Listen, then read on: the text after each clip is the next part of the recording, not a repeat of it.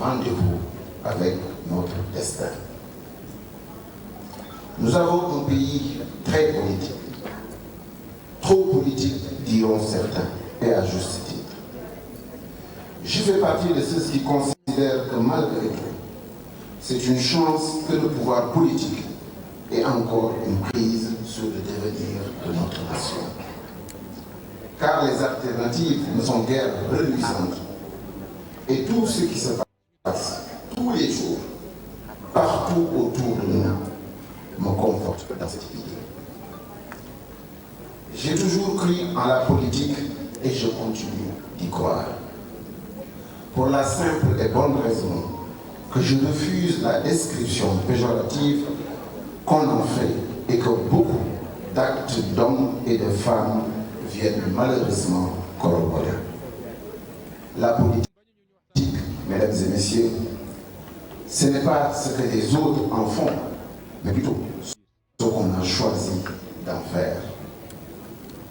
Me concernant, depuis plus de 25 ans que j'ai fait le choix de l'engagement, je pense avoir le privilège de pouvoir me retourner sur mon parcours sans rougir d'avoir trahi mes engagements, vécu sous le dos de mes compatriotes ou agi contre mes principes. Ça ne veut pas nécessairement dire un parcours linéaire ou sans la décroche, mais ça traduit ce qui aura guidé mon action durant toutes ces années. De mes mandats locaux, puis nationaux, à mes différentes fonctions dans le gouvernement, j'ai servi mon pays avec efficacité, honneur et dignité. Wow.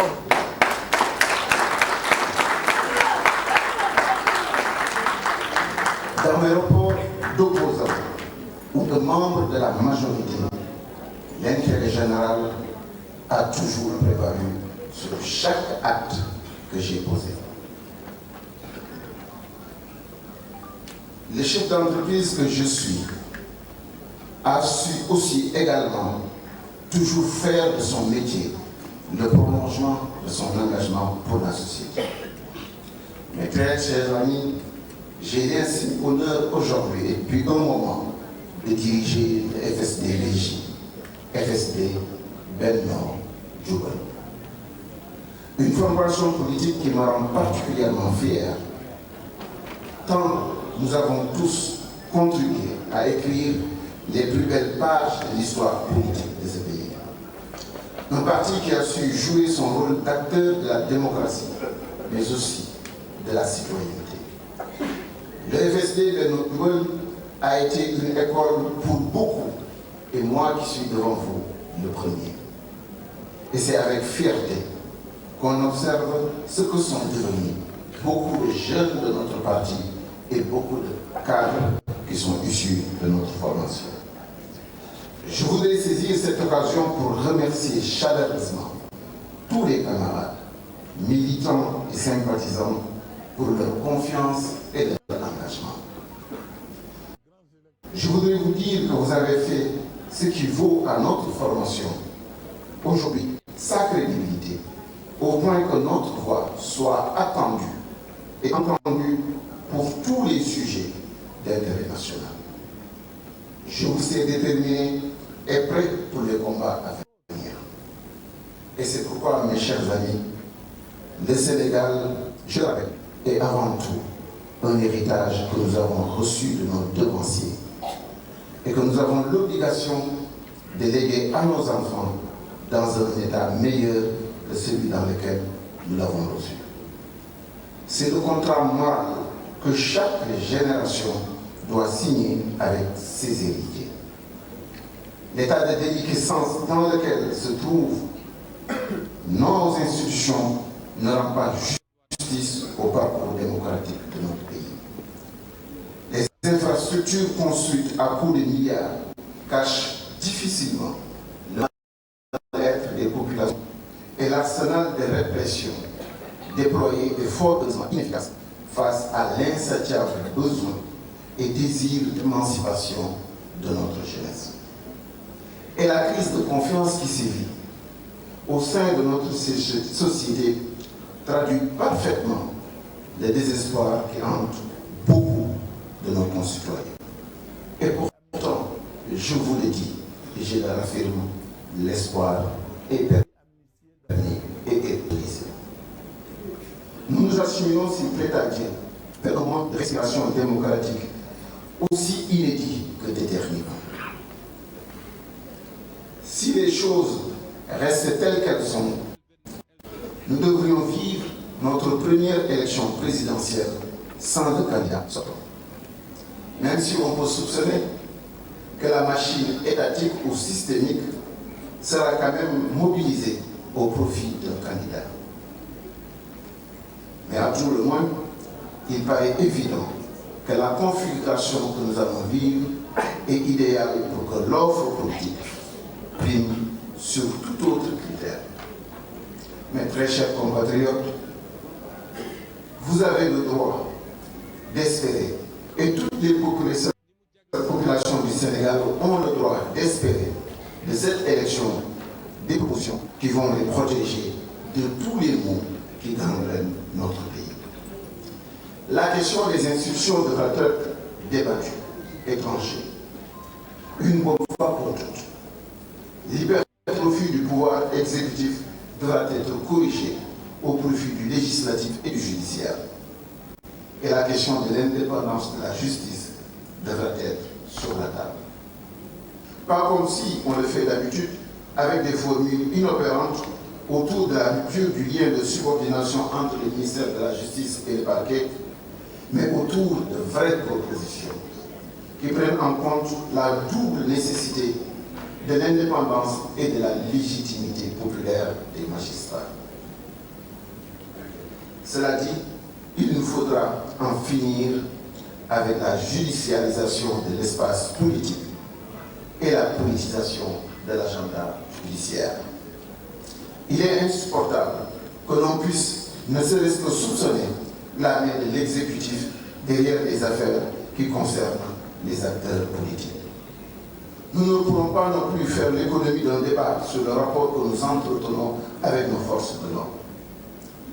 Il s'agira de prendre le temps de redéfinir le rôle dans une société plus juste, plus transparente, plus soucieuse de la sécurité de chaque citoyen, afin de ne pas les exposer aux décisions politiciennes si souvent décriées.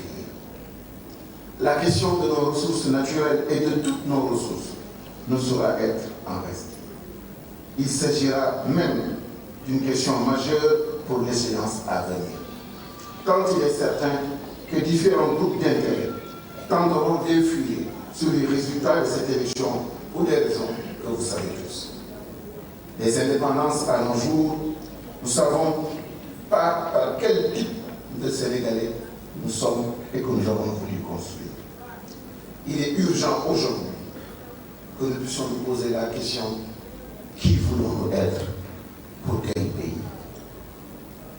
Je veux la religion de l'éducation, une tâche qui fera que nos enfants seront l'ultra-priorité de notre pays. Pour les éduquer, pour les former, pour les encadrer, pour les aider, pour les amener à avoir un emploi décent et aujourd'hui à pouvoir être le relais de parents qui ont tant subi des indépendances à nos jours.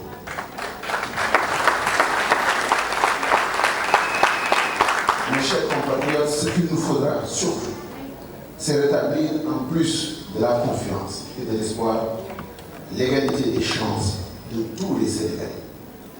Ça passe par la réduction de la privatisation à outrance de tous les segments de notre pays, par la régénération d'un service public de qualité et surtout par une politique fiscale qui incite les plus riches à contribuer au même titre que tous les citoyens et de manière proportionnée.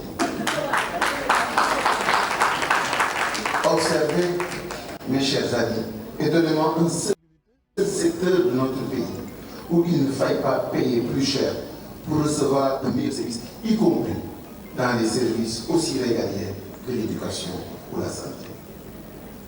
C'est un impératif pour notre vivre ensemble que de faire en sorte que l'enfant de Guelda, où est né mon père, puisse avoir les mêmes chances que l'enfant de Mermoz, du Pont-Modèle ou des Almadies. Nous avons des chantiers énormes, identifiés de longue date, dont pourtant nous n'arrivons pas à voir le bout par le manque de volonté politique et d'esprit de sacrifice. Il va de soi que l'esprit qui est omnibulé par la prochaine élection sera difficilement efficace pour résolver le chômage de masse, notamment par une industrialisation, même légère, et pour atteindre des objectifs vitaux tels que l'autosuffisance alimentaire. Il nous faudra aussi tenir un débat sur l'équité territoriale, la décentralisation et l'aménagement du territoire. L'économie ne saurait être en reste avec notamment une politique monétaire à débattre et des choix d'investissement plus efficients, plus efficaces et plus conformes avec nos priorités. Mes chers amis, il s'agit là d'autant de sujets pour lesquels nos concitoyens devront se déterminer lors de la prochaine échéance pour mieux dessiner les contours d'un avenir qui, sans nul doute, sera radieux. Il se trouve que pour chacun de ces sujets et pour bien d'autres, la formation politique que j'ai l'honneur de diriger, le FSD/BJ, par ma voix notamment, dispose de propositions singulières et concrètes qui méritent d'être portées à l'attention des Sénégalais. C'est la raison pour laquelle, avec l'onction de mon parti, le soutien de mes amis et de ma famille, et en toute responsabilité, j'ai décidé d'être candidat à la prochaine élection.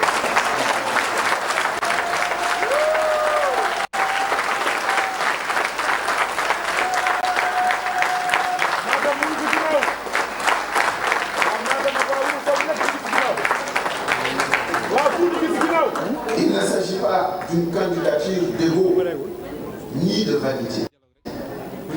C'est simplement la continuation d'une cohérence politique qui a montré la voie depuis fort longtemps et à qui l'époque aujourd'hui et les faits aujourd'hui semblent donner raison. Je veux être le candidat de l'égalité des chances, celui qui va assouvir le désir d'émancipation de notre jeunesse et qui rendra à nos institutions leur dignité. Je veux être le candidat qui va restituer à nos compatriotes la chose la plus importante, celle-là qu'on ne devra jamais perdre, l'espoir. Pas plus ni moins, mais pas celui utopiste de faire de chaque Sénégalais un multimilliardaire, mais celui plus accessible, de faire aspirer chaque citoyen à une vie décente. Je veux être le candidat qui va restituer la confiance dans notre société et réenchanter notre volonté de vivre ensemble, indépendamment de nos divergences et de nos différences. Je veux être le candidat de l'unité nationale et de l'indivisibilité de notre territoire. Celui qui portera haut nos valeurs locales et revendiquera fortement notre héritage culturel-religieux. Celui qui, bien que porté par un parti et une coalition, aura pour la circonstance, pour parti, le Sénégal, il voudra voir les 18 millions de Sénégalais, au-delà de toute considération, au-delà de tout esprit partisan. Regardez, ému par le seul besoin de lutter pour le Sénégal, de recréer l'envie et la volonté de grandir et de prospérer dans notre pays. Je veux être le candidat du citoyen de Saint-Louis, ma ville natale, de Matam, de Abdoulaye Sy, de Kédougou, de Thiès, de Tambacounda, de Ziguinchor, de Kaolack, de Mbour, de Dakar, des banlieues, de tous les hameaux et villages du Sénégal. Je veux être ce candidat-là qu'on a attendu depuis 1960. Un candidat ancré sur les valeurs sénégalaises. Un candidat crédible. Un candidat dont le parcours témoigne de la solidité de ses convictions. Un candidat qui a toujours été présent chaque fois que le Sénégal a eu besoin de lui. un candidat d'honneur, un candidat de dignité, mais surtout un candidat qui va respecter ses engagements et sa parole.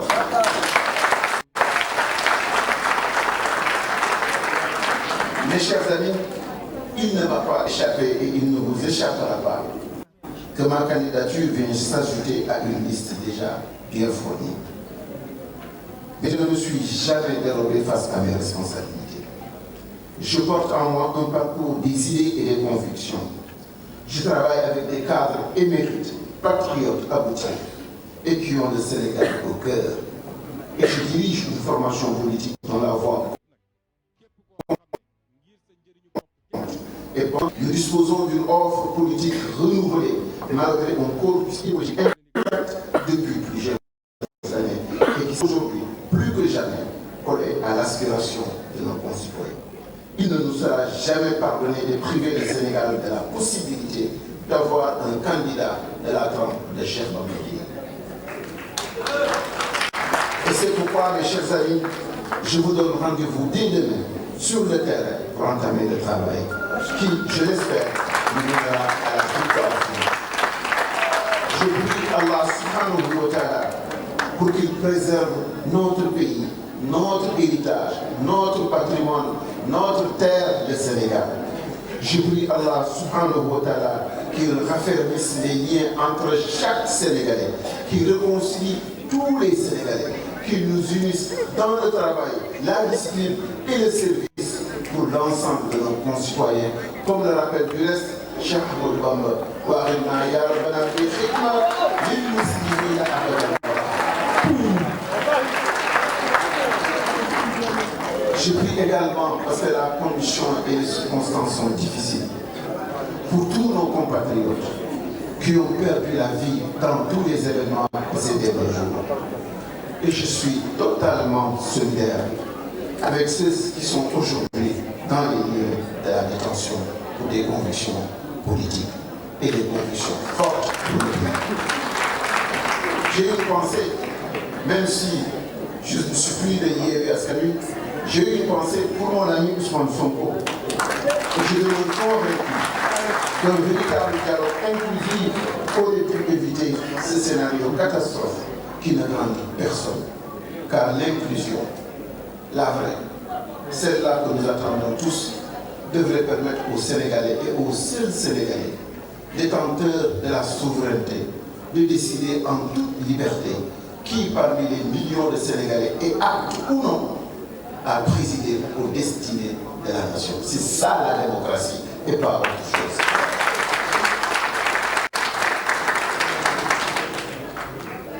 Depuis suma parti man FSD/BJ la tudd am naa coalition waaye wax dëgg yàlla yéene bi ma am ci Sénégal ak xol bi ma am ci Sénégal dama bëgg doomu Sénégal bu nekk gëm ni parti Cheikh Bamba Dièye mooy Sénégal itey Cheikh Bamba Dièye mooy Sénégal coonay Cheikh Bamba Dièye yu dara lu dul sàkki pexe yu dagal ngir jariñ yëgati yokk yaatal xéewal boo xamee ni bu wàccee ñun ñëpp dinañ ko bokk ba doom yi ndey yi baay yi rakk yi mag yi ñëpp gis ci seen bopp te ñëpp yëg ni fonk nañ leen te ñëpp yëg ni am nañu itte si ñoom.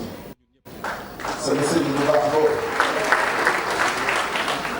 li suñu xajal yàlla bàyyi suñu kanam bi yàgg day wax ju am solo ci lépp lu mu sumb mu Cheikh Moustapha Bachir day wax mbokk taalibe bi ni bu mu laal suuf kon yéen samay mbokk yéen samay militant yéen doomu Sénégal yi xam leen ni bis bu ngeen ma joxee seen réew mi bis bu ngeen góorgóorloo ba jël Sénégal teg ci sama loxo wallahi éducation Sénégal du laal suuf solidarité boo xamee ne dina tax doomu Sénégal bu nekk yëpp boppam ci réew mi du laal suuf ndax am na lu mat 1 million ba 1,5 million borom kër yoo xamee ni bu ñu alee duñu reer te seen loxo jotul seen mu wóor ñi leen ni bu ñu jëloon ci 7 000 milliards yi ñu am suñu budget 700 milliards dina tax 1,5 million familles lu mu bon baa lu ko yées tuuti dina dinañu am 50 000 francs fukki junne chaque weer ci seen biir kër. am réew boo ko bëggee taxawal bi ñu ñëpp ñoo bokk ndey ñoo bokk bàyyi alal ji fi nekk koom gi fi nekk xéewal gi fi nekk dafa war a yaatu ba Sénégal bu nekk gis ci boppam. xam ngeen ni moos tey jii am kër jafe na metti na tax na te wuy ñu mu nekk xam nga ñaata daw weer ak lu yaas di coûter jamono bi nekk. man de dama leen di xamal ni diggante 300 000 logements yi ak déficit la tey jii ci réew mi war a doon 500 000 logements fii 2029 2030 man de am naa pexe boo xamee ne dina tabax 100 000 logements ci biir réew mi yoo xamee ne dina permettre borom kër yi ak képp koo xamee ne yaa ngi soogay am sa premier emploi boo ko soxlaa ngay dugg ci guichet ñu tabaxal la kër équipé la ko jox la oto soo ko bëggee parce que loolu aussi il faut pas nit ñi jàpp ni lu mënul nekk la ndax ñaar ñi ñëw seen logement mooy politique de logement wala ñett état bi saytu lépp public locatif lu mel na SNHLM wala SICAP wala privé locatif ñetti kuréel yi bu ñu déggoo ni képp koo xamee ni ci public locatif wala privé locatif la bokk boo tabaxee kër ak kër yi nu mu mën ci toll état wu Sénégal dina garantir logement pour les 10 années de cotisation yi muy laaj weer wu nekk au moins 60 000 francs ci li nga xamee ni doomu aadama bi waroon na ko fay ci emploi et à la fin nit ki nekk le propriétaire de cette maison. Voici une dynamique boo xamee ni mën na delloo soit yaakaar delloo soit sañ-sañ delloo soit tiital ak kilifteef ci borom kër yi. xam ngeen ni moos sécurité tar na jafe na am nañ ci soxla am nañ ci pexe wax naa leen léegi jëm ci éducation réew mi àddina gi ku jàngalul say doom yaroo leen jàppale woo leen dimbali woo leen amuloo avenir ku taxawoo say doom góorgóorloo si ñoom ndax plus de 90% des Sénégalais sont moins âgés que Cheikh Bamba Dièye. Et j'ai dit tantôt que 1 million à 1,5 million de familles sont dans la précarité. Il faut que la direction, les ressources publiques, l'orientation sur les priorités, changer de direction jublu ndaw ñi ak néew bi doole yi si jàppale leen taxawu leen suturaal leen dimbali leen ndax la citoyenneté n'est jamais innée.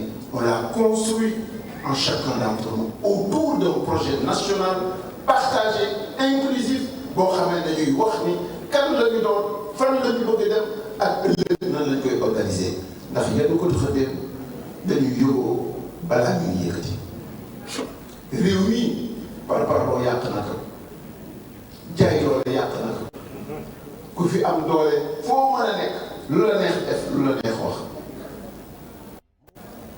doom ngay jàng ba bëgg dee am ay diplôme yu mag ñu fekk benn tappalekat ak nelawkat jël ko joxoon cëram ba pare jël kookee mu koy organiser nekk kilifaam di ko jox di ko wan yoon te bu nga liggéey yoon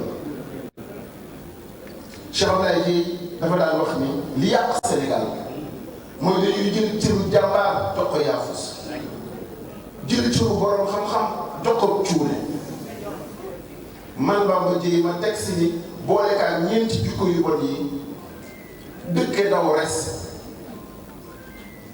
di fansaaj di faral tooñkat nga xamee ni réew mi ku ko weddi demal sama livre en 2017 Sénégal thérapie pour un pays blessé ñeenteelu jikko bi mooy bëgg lu yomb ma fàttali leen bëgg lu yomb daw res fansaaj faral tooñkat lii la ñu yeewee réew mi de 1960 à maintenant lii moo tax alalu réew mi mënagul jariñ doomi réew mi lii moo tax xéewal yi nekk ci réew mi di wallaan di jàll di jëriñ yeneen i doomi réew mi lii moo tax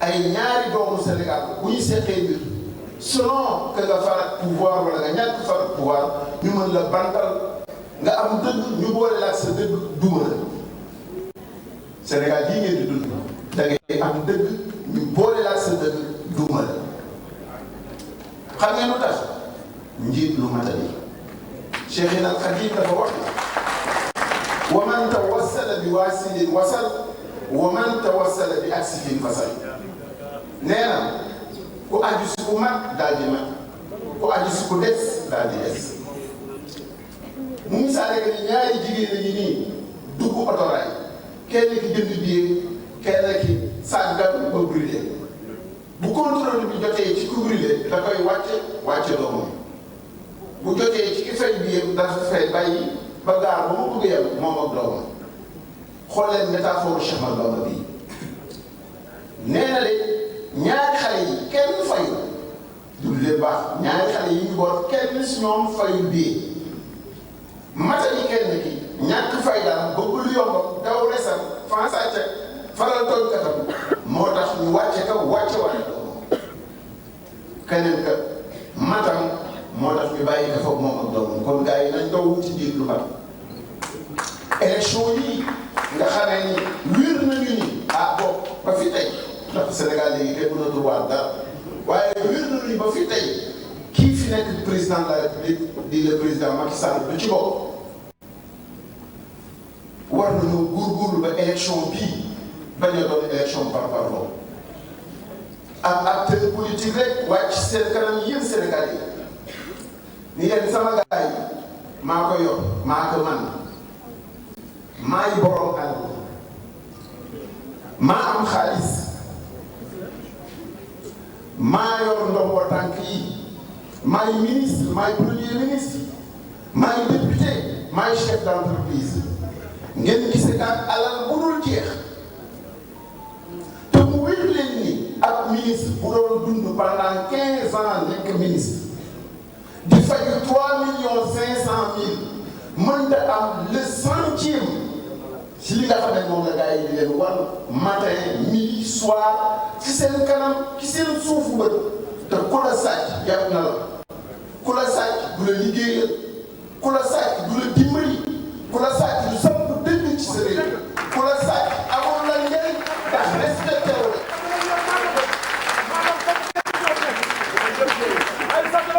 sama gars yi delluwaat leen ngeen xalaat bu baax.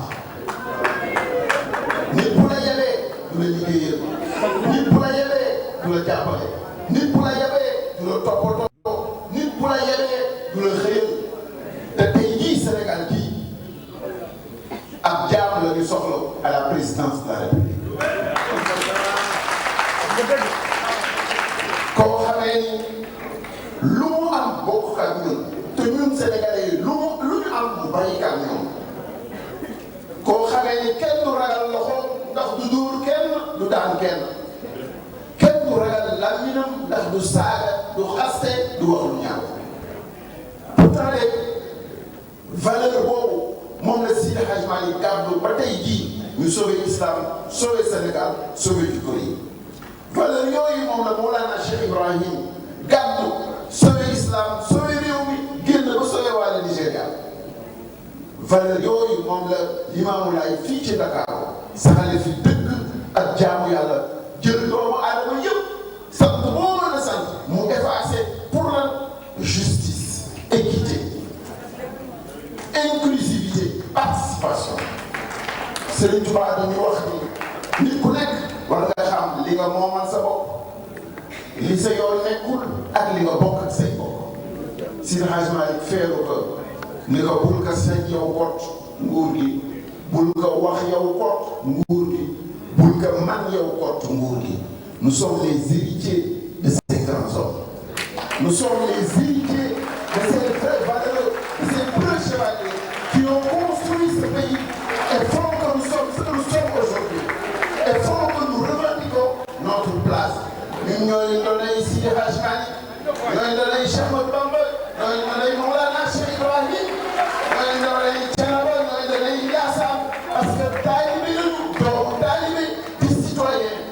yéene jàmm réew mi. wax nga dëgg.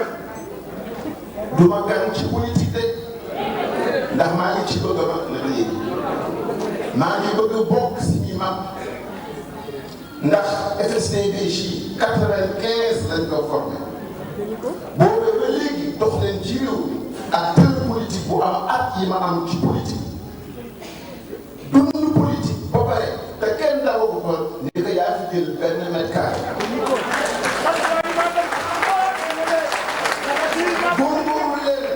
Je relève les défis. Aller partout, d'est en ouest, du nord au sud, de Saint-Louis à Kafountine, de Dakar à Kédougou. Visiter chaque chapelle politique. Gis leen koo xamee ne depuis 95 mi ngi ci politique. te dóorewul daanewul du wax lu ñaaw du def lu ñaaw. te chaque fois que réew mi am rendez-vous historique. rendez-vous boo xamee ni ëllëgu réew mi mën na nekk en jeu il est toujours dans l'humilité présent et très décisif man nag damaa ñortaat bi ngësëm li bindaale woo man damaa ñortaat bi ngësëm li bindaale woo ndax ci école politique bu mag bi gën a mag ci réew mi ci fa laa génn. Depuis mon enfance, dama am kilifa mu may yar dans la dureté, dans la discipline et la rigueur. mosuma may dara Cheikh Ablaye ak a metti na mu amoon di yare mosuma may dara parce que bis bii moo taxoon dafa mos a exigeant ci lépp lu may def ngir bis bii dafa mos a taxaw am fulla am fayda ngir bis bii ndax xamoon na ni école politique bi mu am qui est une école spirituelle comme le disait le Maître Guirassy dafa war a nekk un terreau fertile pour l'éclosion des élites de la vie publique, de serviteurs de l'État et de serviteurs des Sénégalais. xam ngeen ci laaj la dama di wax dafa di politique ñaar la politique bu defal ak politique bu defal nee na politique bu defal mooy ma seqal sëñ Babacar Diop mu may ma xaalis man la jariñ man la defal nee na politique bu defal mooy mu jëf dara lu sell ci réew mi loo xamee ni ki ma compte dina si jariñu ki ma bëgg dina si jariñu ki ci yoonam nekkul sax dina si jariñu et c'est cette nouvelle politique cette nouvelle vision du développement qu'il faut installer et imposer dans notre pays. waaye yéen bu ngeen amulee sécurité ci seen biir kër amuleen sañ-sañu wax li ngeen gëm amuleen sañ-sañu participer ci seen réew mu mel na ni dañoo stratifier les citoyens selon le clivage, selon l'appartenance ou non, selon le fait qu'on est plus ou moins éloigné du centre du cercle, on a tous les droits ou on n'a rien du tout. Ça, c'est pas un état de droit. Loolu du Sénégal de loolu du dara te man li ma gëm mooy giñ naa ko ci mag ko borom Tuubaa ni bu leen yàlla wëlbatee ba ngeen jox ma bopp fal ma doon seen président de la République wallahi bis boobee di ngeen xam ni yéex ngeen lu tax defoo leen ko woon depuis les années. nit ñaa ngi leen di wax transparence te xamuñu ko mënuñu ko jëfee nit ñaa ngi leen di wax reddition des comptes mosuñu ko jëfee ci seen dund. nit ñaa ngi leen di wax la patrie avant le parti mais bokkul ci seen politique.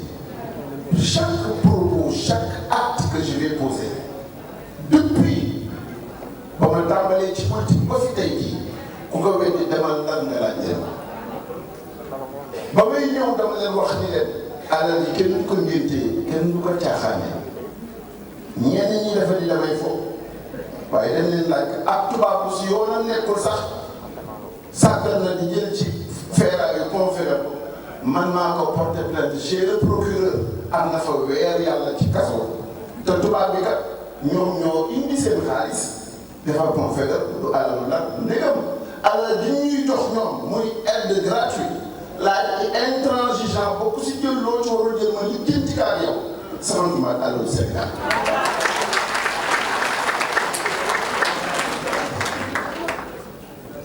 Gars yi, si le Sénégal vous intéresse, si vous voulez rompre avec le processus de déchéance politique ou politicienne, li nga xamee ni moom la ñu samp depuis 1960, faites-moi confiance. Parce que li wér bu nguur mooy dinaa fexe ba nga xamee ni méritocratie mooy gouverner la République. dinaa góorgóorlu sama kéemtalaay kattan ba doomu Sénégal donte dafa nekk Johannesburg wala moo nekk fale ci Tokyo wala mu nekk à Washington wala Los Angeles te mu am lenn lu mu mën a dimbalee Sénégal seetuma kenn mooy ndeyam seetuma kan mooy baayam xaw ma fu mu dëkk ak lu mu mel waaye dinaa ko dem tarbiya ji bu dee wax wolof doom dara ma doxaat ka ba indi ko ci biir réew mi jox ko fi loo xamee ni dina mën a liggéeyal réew au profit de tous les Sénégalais. ba ma dee gagné mairie la dama ànd ak lépp luy parti d'opposition formé sama coalition ñu dem dañu dëkk ba te am naa courage man maa doon defar liste am na ñoo xamee ni à 1 heure avant ñuy déposer lu ñu ñëw te pourtant lay xam ne na laa ko séddale division rationnelle peu importe ñaata parti ñaata nga toll wala lu ñu xayma ni noonu nga toll ku nekk ñu jox la cër bu mat sëkk et tout le monde s'est retrouvé et je suis resté juróomi at mosuma am benn conseil municipal boo xamee ni tardé na te ñu bare ca biir nag dañ daawoon di jaawale conseil yi bari na ñoo xamee ne dañ leen daan di jàpp ni ñii conseil FSD/BJ lañu fekk yeneen parti lañ bokk xam ngeen lu ko daw war njiit lu man njiit lu fonk doomu aadama yi xam ne lu benn mën fukk moo ko dàq xam ni as li yowoon ëllëg lépp lu fay def dees na ko seetaan fuyee les maires yi ba ba ngeen di gis ab maire boo xamee ni dina dund 5 ans et quelques dans une commune te mosut a am benn mètre carré de litige foncier. J'ai été à la ville de Saint-Louis pendant 5 années. yu tollul bënul il n'y a jamais eu 1 millimètre carré de litige foncier dans la ville. yéen journalistes yi bu ngeen sax ne ndax sore na ci yéen bi ma nekkee ministre de la communication l'aide à la presse bi nga xamee ne moo leen tere ne woon daw noonu sa jamono yooyu 700 millions man maay le seul ministre bi nga xamee ni maa ko publié du début à la fin dans les journaux chaque organe xam ñaata la jot ñaata la sa morom jot jusqu'au dernier franc ba ma ca noppee ba léegi kenn diggatu danañ ko séddale kay kenn du ko xam voilà comment on doit se comporter avec l'argent public. Vous voulez la transparence? Je pense être l'homme qu'il vous faut. Vous voulez le développement? Je suis celui qu'il faut. Vous voulez un Sénégal uni? Man Cheikh Bamba Dièye mën naa leen ko liggéeyal. Vous voulez un Sénégal debout? Sénégal boo xam ne ngay taxaw jàpp Côte d'Ivoire jot ka raw ka jàpp Ghana jot ka raw ka di méngalante Nigéria. Je suis l'homme qu'il vous faut. Vous voulez un homme d'État qui va se sacrifier matin, midi, soir, night and day au seul profit des intérêts des millions de Sénégalais et du Sénégal. Je suis l'homme qu'il vous faut. wax naa leen que léegi rek du ma gàllankoor ci politique jàpp naa ni bari na candidat yu fi nekk yoo xamee ni ci sama jaar-jaar jëflante ak naa ñoom am na suñu bari ñoo xamee ni nekkoon nañu ci tolof yéen Sénégalais vous êtes témoins et vous avez vu comment je les ai accompagnés. Parfois même, et je prends à témoin l'honorable député Malick Gueye. am na ñu bari ñu def noonu sax ci parti yooyu laa bokk mais j'ai horreur de l'injustice. J'ai horreur que quelqu'un gën dooleem ba jàpp ne ci dooleem mën na ci noot ñeneen ñi loolu ça m'est insupportable. noonee laa ko defee woon ca keneen def kaa ca keneen et puis sax depuis 2007 ba ñu bëggee jël Macky Sall di ko bu doxatal à l'Assemblée nationale vous pouvez lui demander j'étais à ses côtés. En 2011 wala fi nee na bari na ku lekk jën te xamuloo woon ba ko jàpp mais defe naa ni ki jàpp jënu 2012 bi mool bii moo ko jàpp. ndax dama def ci le 21 juin 2011 yéen a Sénégalais yëpp ba ñu takku taxaw ba affaire ba ñëwee ca élection présidentielle ba ñu imposé la référendance. ku mu jaaxal tamit j'ai estimé devoir répondre à l'appel du président de la République ci dialogue national. la ma suñu wóor mooy man jàmm laa bëgg mais jàmm boo xamante ne lalu ci dëkk. bu ñu nee Massamba ak Mademba nañu li jënti pour ñu bokk ah bu dee réew mi lee benn ñu ñëpp ñu bokk ko ma xujja ma ñu wet ka sa côté ba war nañ ko leen génn laqar ci comme ni ñu laqartee pour Massamba ak Mademba pour ma xujja bokk loolu bu ñu ko defoon kon amaana tey jii du ñu am problème mais je demeure convaincu que j'ai parlé pour le peuple sénégalais. J'ai parlé pour chacun d'entre vous. Je ne voulais pas agresser le président de la République ni lui manquer de respect et jamais je ne lui manquerai de respect. Mais j'avais estimé que le moment était suffisamment grave pour qu'on ouvre ses yeux sur l'impérieuse nécessité de parler avec les Sénégalais et d'agir dans le sens de l'intérêt des Sénégalais. lii moom moo fa déggoon lii nekk suñu kanam nag élection présidentielle la bien malin celui qui pourra dire qui sera le prochain président de la République.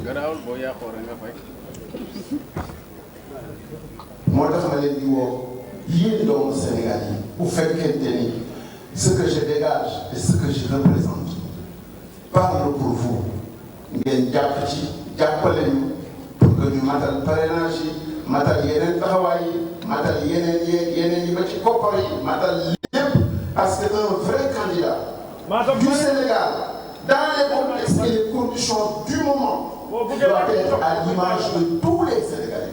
Mais un multimilliardaire dont on n'a pas la provenance ni la source de sa richesse, c'est très suspect. C'est très suspect et ça mérite réflexion. loolu moo tax nañ ci góorgóorlu bu baax a baax yéen samay mbokk je me mets humblement devant vous mais avec détermination. bu ngeen gisee ma toog depuis année yi jaayuma sama bopp dew ma ci gauche dew ma ci droite xasuma Massamba xasuma Mademba c'est que de gën un jour j'aurai un rendez-vous et le grand rendez-vous avec le peuple sénégalais. Je me suis préparé conséquemment à cela et je pense aujourd'hui avoir les moyens intellectuellement, une équipe soudée et experte et une vision claire et transparente mais surtout pertinente pour le développement du Sénégal. am naa jaar-jaar bi am naa xam-xam bi yàlla boole na ma ay góor te am na ñu yéene ci réew mi yal na yàlla boole jàppale dimbali ñu ba ñu liggéeyal suñu réew exactement comme ni ko Sénégal yi di xaare depuis 1960. C'est ce message-là que je voudrais vous lancer di leen sant di leen gërëm et Inch'Allah je serai candidat en février 2024.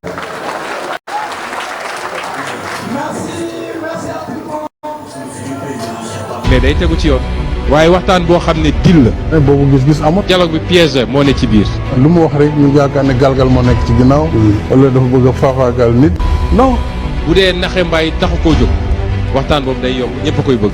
bu may woote dialogue toujours c'est pour nit ñi waxtaan jàmm am ci ak ay solution ñun kenn duñu booleeg Sénégalais yi parce que day def loo xam ne xam nga Sénégalais dafa émotif.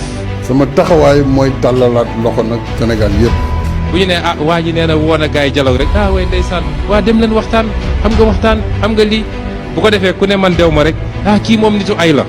ku bëgg jàmm ak di jox jàmm bu ma wootee dañu war a ñëw. léegi nañ ñëw dialogue mënoo mucc loo mënti def dinañu wax donc nañu wax rek.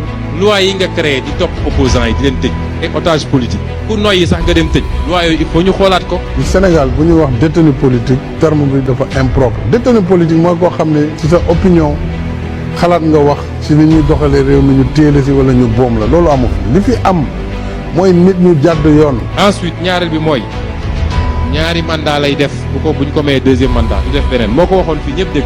fi kenn moomu fi kenn ñi nga xam ne ñoom jàpp nañ ne war nañu nekk candidat nañu wax seen candidature te ñu may ma jàmm. fichier électoral bi nga xam ne moom la ñu bokk ñun ñëpp xanaa kay bu ñu naree dem sëgg bëre maag yow war naa xam règle bëre bi lan la yow nga xam règle bëre bi lan la mais su dee yow rek yaa xam règle bëre bi man xaw ma ko bu ñu demee njaaxum am. Sénégal amul problème mu règle de jeu. Sénégal amul problème système électoral. am na ñoo xam ne seen problème yëpp mooy parrainage. mais mën nañ ci waxtaan. mais réew yu mag yu bëree bëri si les grands électeurs.